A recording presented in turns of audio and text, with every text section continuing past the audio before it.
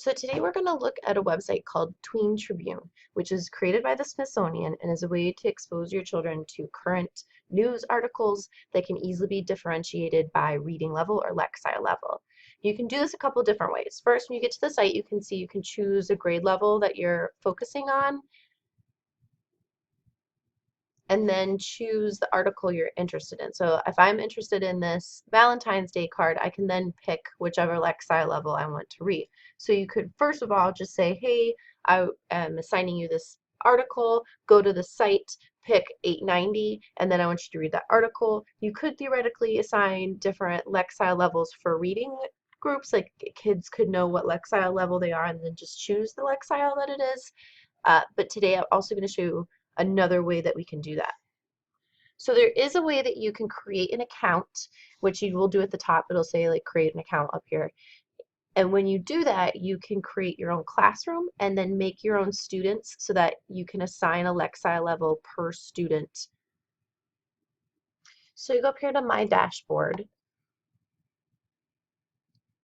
And you can see here I have created a class I started playing with Miss Busby's class.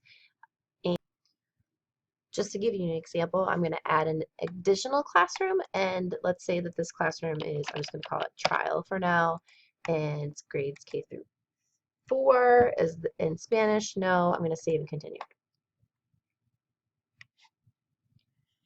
Now when this comes up, I can go and manage my students. I can add students. If you have a list, you can upload them that way. I'm just going to make up some fake students right now, so I'm going to click in my fake students.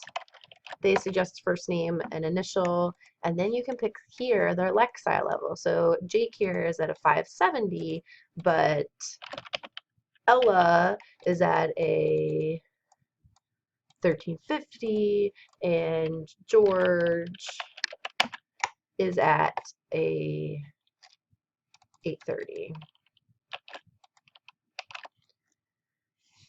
From here, you can print a list of all of your names and the password so that because it'll assign it to. So from here, I am going to go back to assignments. And I'm going to go back to this Valentine's Day cards article and click on it. Now, if this is an assignment or an article that you'd be interested in sending out to your class, you can just hit assign this story. Pick the class that you want to assign it to. You can add your own instructions here or notes that you want kids to remember, and click assign. So now when your kids log in here, they will get the same overall article, but the differentiated article will get sent immediately to their login. So I want to give you an idea of what it looks like from the student side. When the kids get on here, same site, they're going to go to sign in, and then they're going to use that username and password that you created earlier to log in to their account.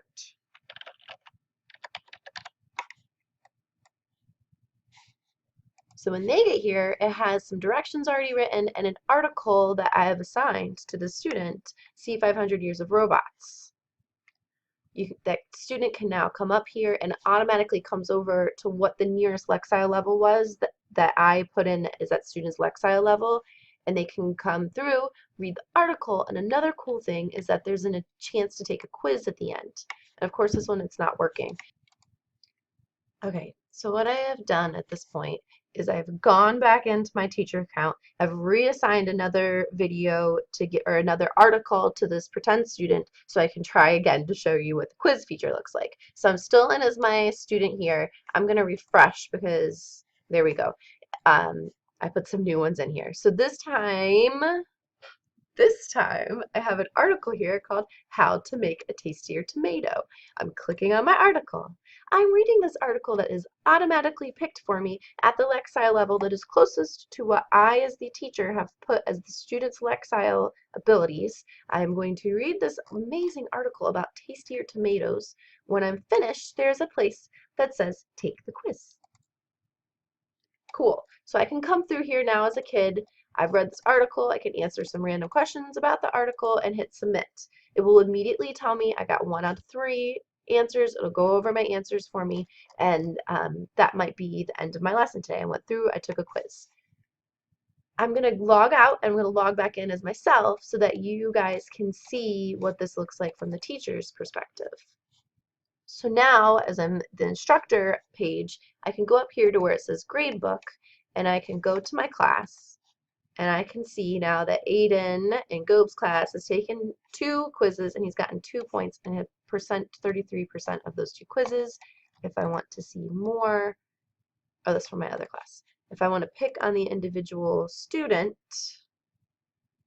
I can see he took what the scores were on those individual quizzes. So if you're looking for quick assessments or grades for another reading assignment, this would be an easy way to do that. And again, these are going to be nonfiction texts, which I feel like is something we're always trying to find a relevant way to do it. And this is a cool way to have the whole class reading the same story, the same article, but differentiating it so that it meets their basic reading needs.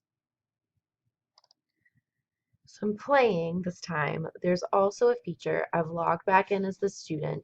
When earlier I said take a quiz, it also gives you the chance to leave a comment on the site. So I just read this article about how to make tomatoes taste better. I think that tomatoes don't need to be made better. They're already amazing.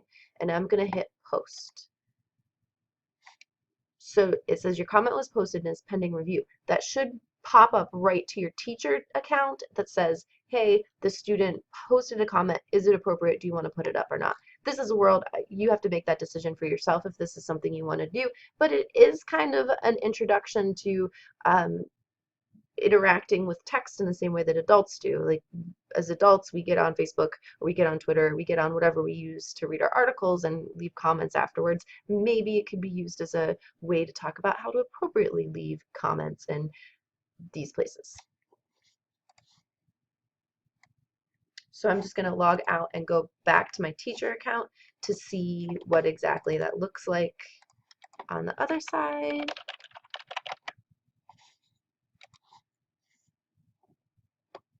And when I logged in, go up to the comments section.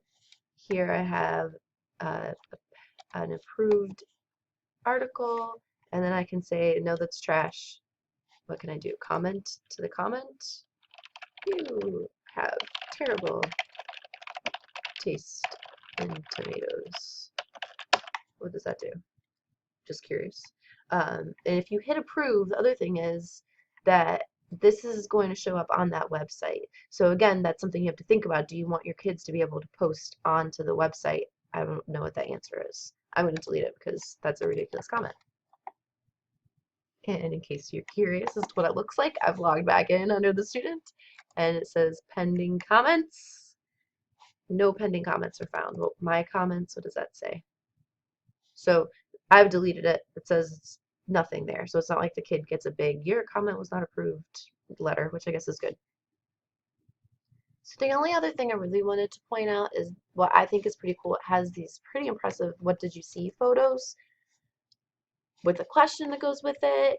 There's a place where kids, with that whole caption option I was showing you earlier, when they log in, they can go and hit a comment about what they see on here. But I also feel like these pictures could be great starting points for different writing assignments that you want to do.